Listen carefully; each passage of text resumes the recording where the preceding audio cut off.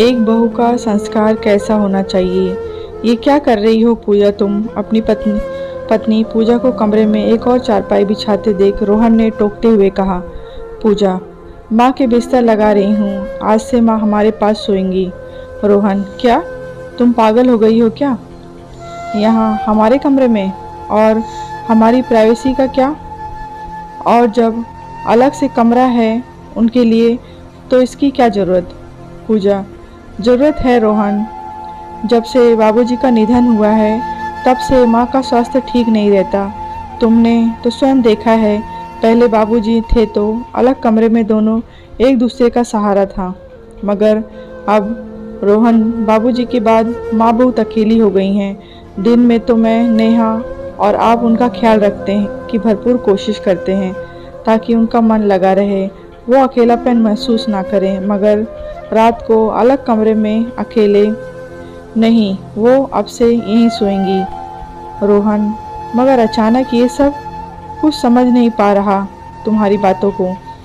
पूजा, रोहन, हर बच्चे का ध्यान उसके माता पिता बचपन में रखते हैं, सब इसे उनका फर्ज कहते हैं। वैसे ही बुढ़ापे में बच्चों का भी तो यही फर्ज होना चाहिए ना।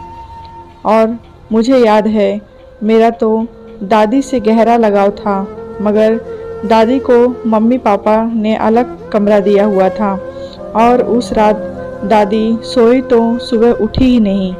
डॉक्टर कहते थे कि आधी रात उन्हें अटैक आया था।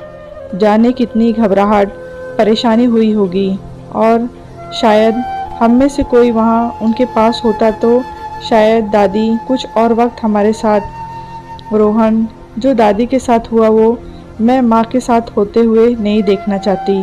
और फिर बच्चे वही सीखते हैं जो वो बड़ों को करते देखते हैं। मैं नहीं चाहती कल नेहा भी अपने ससुराल में अपने सास ससुर को अकेला छोड़ दे, उनकी सेवा ना करे।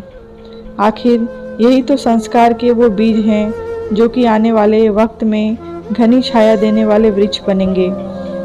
रोहन उठा और पूजा को सीने से लगाते बोला, मुझे माफ़ करना पूजा, अपने स्वार्थ में मैं अपनी माँ को भूल गया, अपने बेटे होने के कर्तव्य को भूल गया, और फिर दोनों माँ के पास आ गए और आदरपूर्वक उन्हें अपने कमरे में ले आए। यह कहानी आपको कैसी लगी है कमेंट बॉक्स में बताएं, लाइक करें, शेयर करें।